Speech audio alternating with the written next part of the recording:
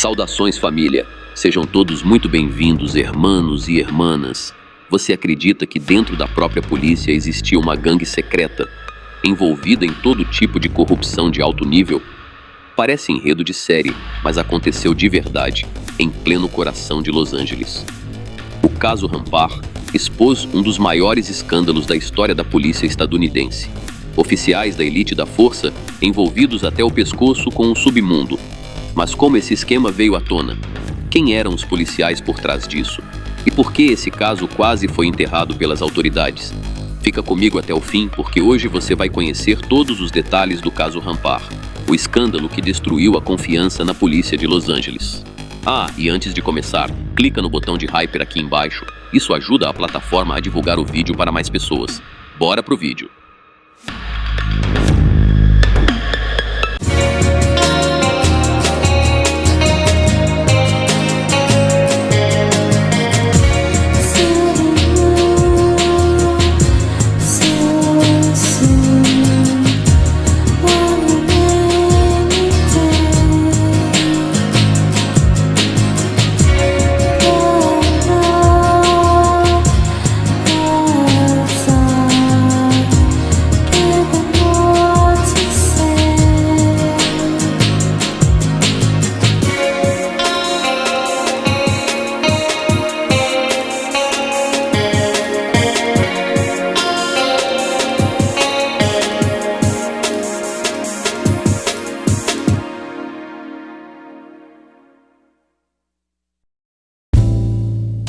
O filme Dia de Treinamento, lançado em 2001, nos leva por um dia intenso na vida de dois policiais. De um lado, temos Alonzo Harris, um detetive experiente da divisão anti-ilícitos, interpretado por Denzel Washington, que cruza limites éticos. Do outro, Jake Hoyt, um jovem policial idealista, vivido por Ethan Hawke. Em apenas algumas horas, vemos ações questionáveis, confrontos em plena luz do dia, pressões sobre testemunhas e envolvimento com substâncias ilícitas. Uma lista impressionante de infrações cometidas pelo personagem de Denzel em um único dia. Mas será que Alonzo Harris foi inspirado em alguém real? Sim, e o nome dele é Rafael Pérez. No final dos anos 1970 e início dos 1980, as ruas de Los Angeles enfrentavam tempos difíceis. O avanço do crack trouxe desafios enormes, e o departamento de polícia da cidade estava com poucos recursos. Para lidar com essa crise, um dos líderes da polícia, Luz Sporer, teve uma ideia ousada: criar uma unidade especial chamada Recursos Totais contra Gangsters de Rua, ou Trash. Mais tarde, para soar mais dinâmico, o T virou C, e a unidade passou a se chamar Comunidade contra Gangsters de Rua, ou simplesmente Crash. O nome ficou marcante e refletia a energia da equipe, pronta para enfrentar o submundo organizado nas ruas de Los Angeles. A unidade Crash foi criada com um objetivo claro: combater as gangues de rua. Sua formação coincidiu com o combate aos entorpecentes, declarado pelos presidentes Nixon e depois Reagan. Apesar de ser composta por policiais jovens e com pouca experiência, a Crash alcançou resultados surpreendentes. Sim, eles usavam métodos firmes, às vezes controversos, mas isso lhes dava informações valiosas. Eles sabiam tudo sobre os gangsters: nomes, apelidos, endereços, até os carros que dirigiam. Um dos policiais chegou a dizer: "A gente até descobria onde moravam os pais deles, porque quando a situação esquentava, eles corriam para a casa da mãe." A missão da Crash era limpar Los Angeles para as Olimpíadas de 1984. Com cerca de 300 agentes, a unidade atuava principalmente em bairros a oeste do centro, áreas majoritariamente hispânicas. Naquela época, esses locais enfrentavam um aumento de delitos sérios ligados a gangues, tráfico e armas. Com forte apoio financeiro do Departamento de Polícia de Los Angeles, LAPD, a Crash não poupava recursos. Tinham rifles de assalto e até um ariete especial, que testemunhas comparavam a um tanque com uma lança no lugar do canhão. Antes dos Jogos Olímpicos, o LAPD conseguiu limpar as áreas mais problemáticas da cidade, garantindo que visitantes do mundo todo aproveitassem o evento sem transtornos. O prefeito de Los Angeles ficou tão impressionado com os resultados da Crash que decidiu manter o modo de operação intensificado inicialmente planejado só para as Olimpíadas, por mais alguns anos. Isso trouxe ainda mais recursos financeiros. Em abril de 1988, durante a Operação Martelo, a unidade prendeu mais de 400 pessoas em um único fim de semana. Mas nem todos aplaudiram. Enquanto alguns elogiavam a polícia por limpar as ruas, outros criticavam a abordagem, apontando que as prisões afetavam principalmente jovens negros e hispânicos, levantando acusações de discriminação. Mesmo assim, o chefe do LAPD, Daryl Gates, estava satisfeito com os resultados. Em 1º de agosto de 1988, dezenas de policiais realizaram buscas em 4 residências suspeitas de armazenar substâncias ilícitas. Durante a operação, as casas foram danificadas e os moradores sofreram agressões. No fim, apenas 200 gramas de erva e 30 gramas de coca foram encontrados. Ainda assim, os policiais celebraram. O objetivo não era só apreender entorpecentes, mas enviar um recado claro aos contrabandistas de que a pressão policial seria constante. Foi nesse contexto que Rafael Pérez, a inspiração para o personagem Alonzo, entrou para o LAPD. Nascido em Porto Rico, Pérez se mudou com a família para Nova York aos 5 anos. Após o ensino médio, serviu 4 anos no Corpo de Fuzileiros Navais. Em 1989, ingressou no Departamento de Polícia de Los Angeles e, em apenas 2 anos, destacou-se tanto que começou a atuar infiltrado na equipe anti-ilícitos. Seu parceiro, David Mack, era um atleta talentoso que já sonhara em integrar a equipe olímpica dos Estados Unidos. O lema não oficial da unidade era: "Nós intimidamos quem intimida os outros". Apesar das reclamações de comunidades vulneráveis, essas críticas eram frequentemente ignoradas. Nem mesmo os protestos de 1992, desencadeados pela absolvição de policiais envolvidos no caso Rodney King, abalaram a reputação da Crash. Em 18 de março de 1997, Frank Liga, um agente secreto do Departamento de Polícia de Los Angeles, LAPD, não estava em um bom dia. Ele e sua equipe da divisão vinham monitorando um suspeito há semanas. Naquele dia, estava tudo pronto para encerrar a operação. Um suposto negócio ilícito aconteceria, e Frank seguiria os suspeitos até o local onde guardavam a mercadoria para então prendê-los. Mas, para sua frustração, a missão foi cancelada. Sem nada para fazer, Frank pegou o caminho de casa pela Ventura Boulevard. Enquanto esperava no semáforo, um SUV verde, com música alta ecoando, parou ao lado do carro dele. O motorista, um homem de aparência intimidadora, lançou um olhar desafiador. Frank perguntou: "Algum problema?" A resposta veio em tom ríspido e provocador. Pela atitude, pelo carro e pela música, Frank suspeitou que o homem poderia estar envolvido com gangues. O motorista do SUV sugeriu que Frank parasse o carro para resolverem como homens. Quando o semáforo ficou verde, Frank avançou, mas notou que o SUV o seguia. Ao perceber que o homem parecia armado, Frank tentou contato por rádio com seus colegas, sem sucesso. Em um momento de tensão, ele sacou sua arma e disparou 2 vezes. O primeiro tiro errou, mas o segundo acertou o coração do homem, que ainda conseguiu dirigir até um posto de gasolina próximo, onde parou. Frank o seguiu, identificou-se como policial e pediu a um cliente que chamasse o 911. O que poderia ter sido apenas um incidente de trânsito tomou proporções inesperadas quando se descobriu a identidade do homem baleado, Kevin Gaines, um policial do LAPD. A família de Gaines acusou Frank de agir por preconceito, e a mídia questionou como um policial experiente poderia perder o controle em um simples conflito nas ruas. A investigação, porém, revelou detalhes surpreendentes.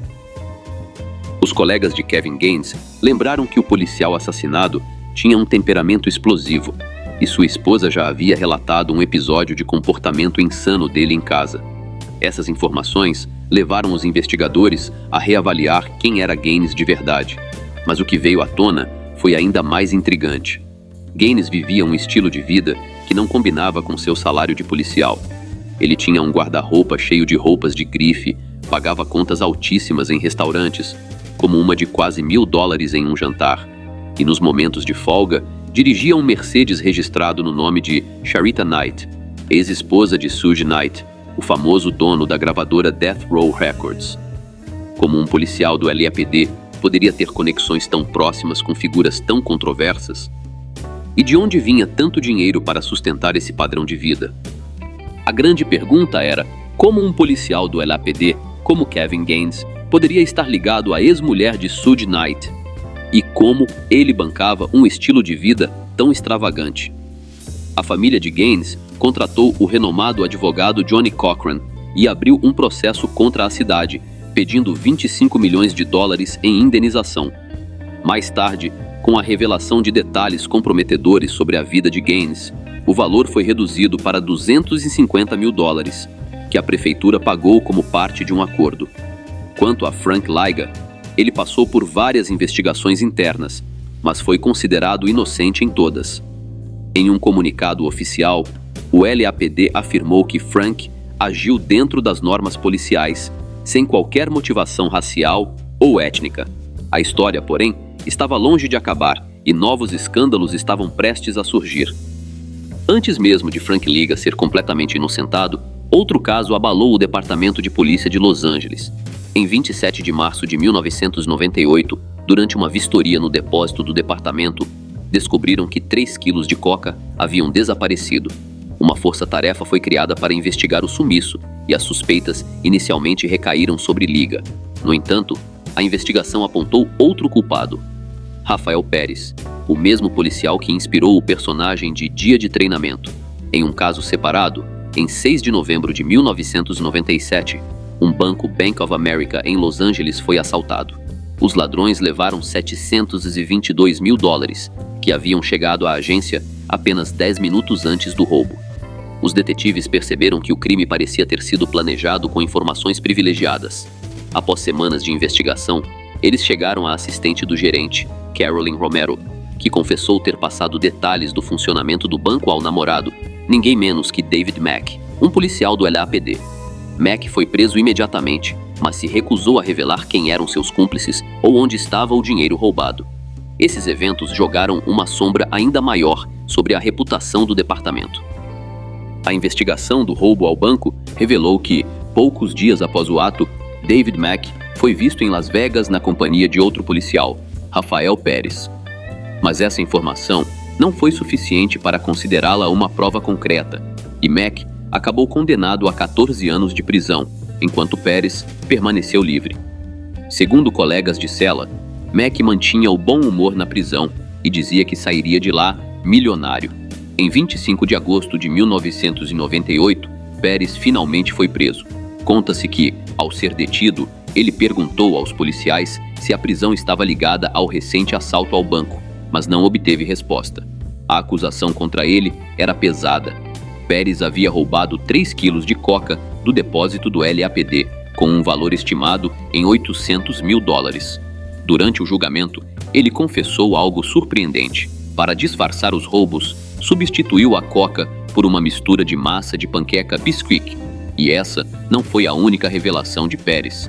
Percebendo que estava encurralado, em 8 de setembro de 1999, ele fez um acordo com os investigadores, admitiu o roubo da coca e concordou em revelar informações sobre outros membros da unidade Crash, suspeitos de atividades ilícitas. As informações de Rafael Pérez foram tão valiosas que ele recebeu uma pena reduzida de apenas 5 anos de prisão. Uma de suas primeiras revelações chocou os investigadores. Em 12 de outubro de 1996, Pérez e outro policial, Nino Durden, balearam Javier Ovando, membro de uma gangue da Rua 18. O incidente aconteceu durante uma operação policial na casa de Ovando. Na época, os policiais afirmaram que Ovando atirou primeiro, forçando-os a revidar. O ferimento deixou Ovando em uma cadeira de rodas, e ele foi condenado a 23 anos de prisão. Mas, com as novas informações de Pérez, a verdade veio à tona. Ovando foi libertado em setembro de 1999 e recebeu uma indenização de 15 milhões de dólares. Esse caso foi apenas o começo. Nos meses seguintes, Pérez se reuniu com investigadores mais de 50 vezes, gerando um relatório com mais de 4.000 páginas. Durante os depoimentos, ele confessou como o poder o havia corrompido, apagando sua noção do que era certo ou errado. Para alguns, parecia que Pérez manipulava a situação, revelando apenas o que lhe convinha. Ele entregou todos que pôde, relatando como colegas plantavam evidências contra suspeitos, falsificavam relatórios, mentiam em tribunais ou até consumiam bebidas alcoólicas durante o expediente. Segundo Pérez, cerca de 70 policiais da Crash estavam envolvidos em práticas questionáveis. Ele descreveu um cenário sombrio. A maioria dos agentes da unidade, em algum momento, incriminou pessoas injustamente. Pérez também revelou que os superiores sabiam desses abusos, mas faziam vista grossa. Ele contou sobre reuniões informais da equipe em um bar chamado Shortstop, perto do Dodger Stadium, onde os policiais se encontravam para comemorar após operações. Nessas ocasiões, os líderes da Crash entregavam baralhos como prêmios, cartas vermelhas para quem ferisse alguém e cartas pretas para quem tirasse uma vida. Os membros da unidade Crash tinham um orgulho peculiar. Muitos exibiam tatuagens com o símbolo da equipe, um crânio com chapéu de cowboy cercado por cartas de pôquer. Além disso, veio à tona que, nas horas vagas, vários policiais da Crash trabalhavam como seguranças na indústria musical, mais precisamente para a gravadora Death Row Records. Rafael Pérez, David Mack e Nino Durden estavam entre os que faziam bicos como guarda-costas. O mais chocante? Seus superiores sabiam disso e não se importavam, mesmo quando fotos mostravam esses policiais usando roupas vermelhas, uma marca associada à Gangue Bloods. No meio dos anos 2000, um rumor ganhou força. Pérez, Durden e Mack teriam sido responsáveis pela eliminação de Christopher Wallace, mais conhecido como Notorious Big. O ato aconteceu em 9 de março de 1997, em Los Angeles, quando Wallace voltava de uma festa em um hotel.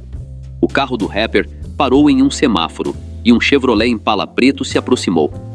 Tiros ecoaram. Acredita-se que a eliminação de Biggie Smalls foi uma retaliação pela queda de Tupac Shakur, ligado à Death Row Records. O delito foi executado com precisão, levando muitos a suspeitar que os responsáveis eram extremamente organizados.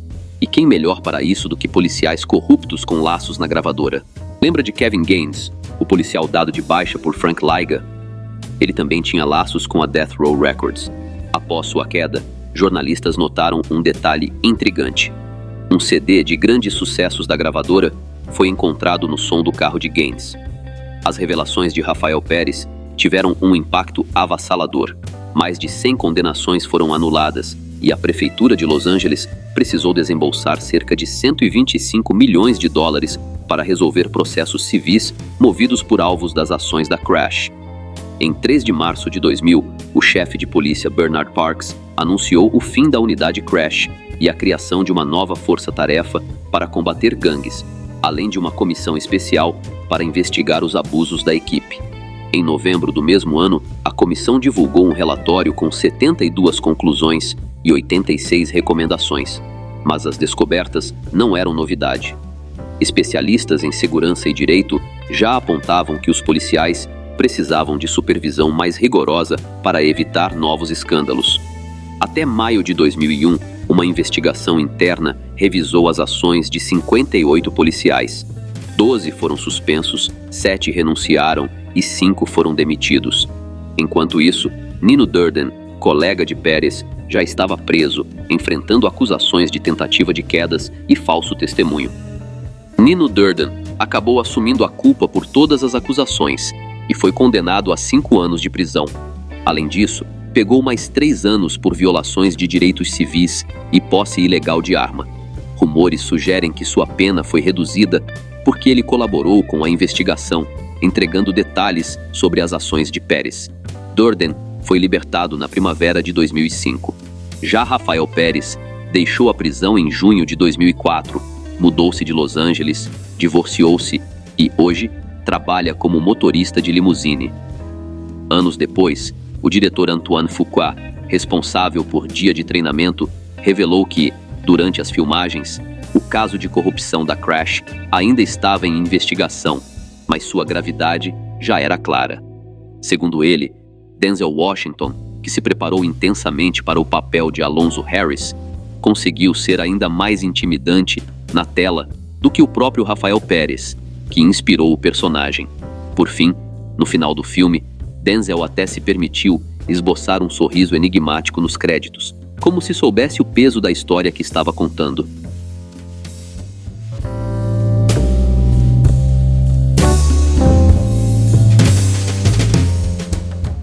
Salve, família! E aí?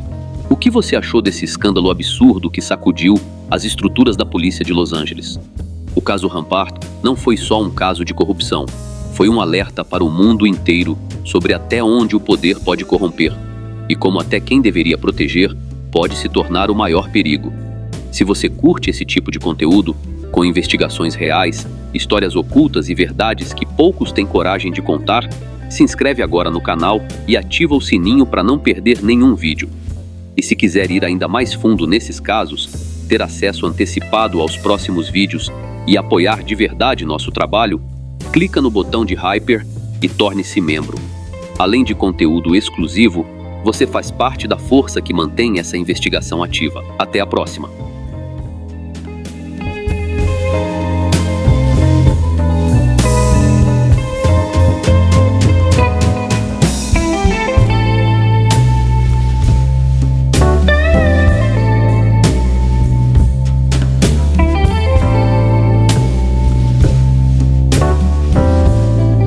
Galera, rapidinho, se vocês curtem o conteúdo aqui do canal e querem dar aquela força sem gastar nada a mais por isso, prestem atenção nessa dica.